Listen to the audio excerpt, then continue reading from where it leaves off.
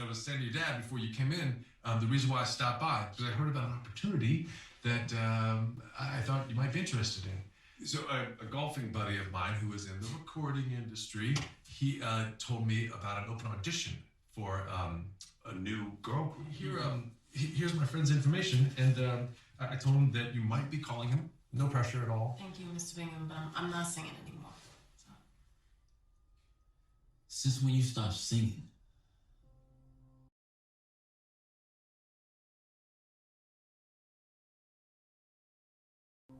I just. Yo, why wouldn't you give this shit a shot? I mean, you've been wanting to do the singing thing since you came out your mom's. I don't want to do all that no more, though.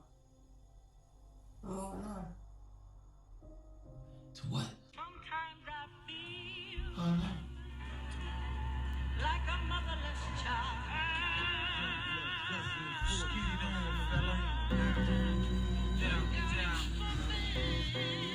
This diamond is only stars.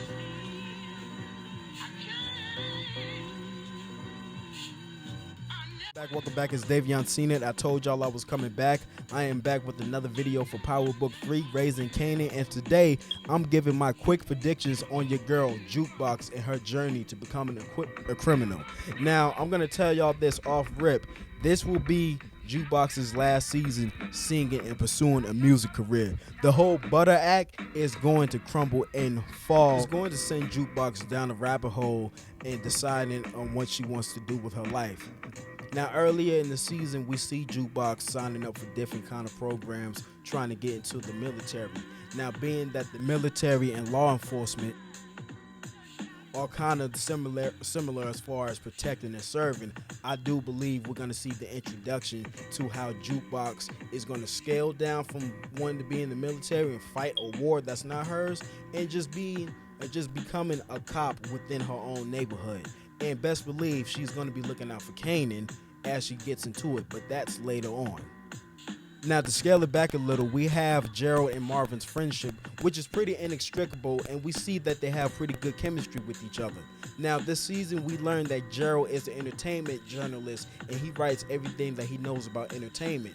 And Marvin is trying to use that as a way to get Jukebox exposure for her music. Now, this image right here, and what appears to be Gerald, just based on how his head is shaped and being that he is bald, we have this image, and we see Marvin's face is squinched up some type of way.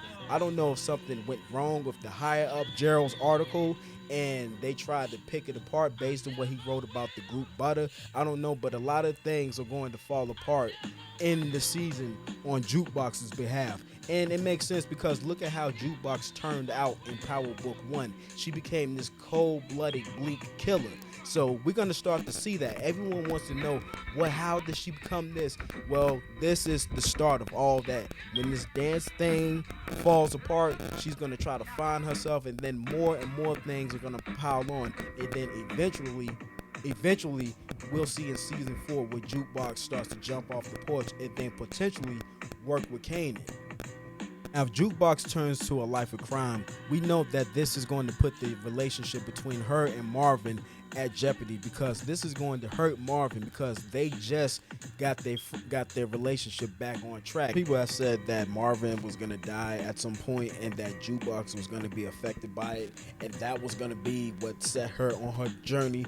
But however, we are on the 3rd season. I don't know how many seasons we're going to have of Raising Kanan. We need enough of Marvin in order for him to die.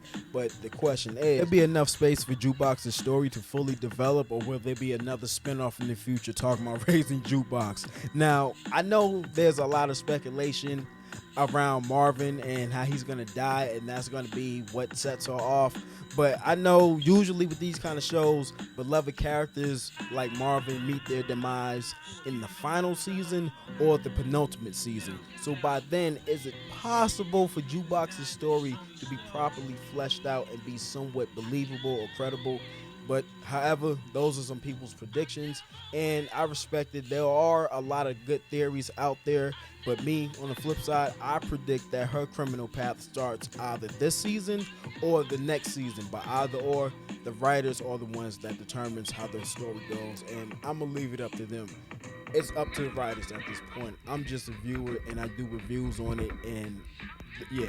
But anyway, those are my quick predictions for Raising Kanan Jukebox. Let me know what y'all think in the comments. Hit that like and hit that subscribe. Do you believe that Jukebox will quit singing for good this season? Let me know what y'all think in the comments. Hit that like and subscribe. I'm off this.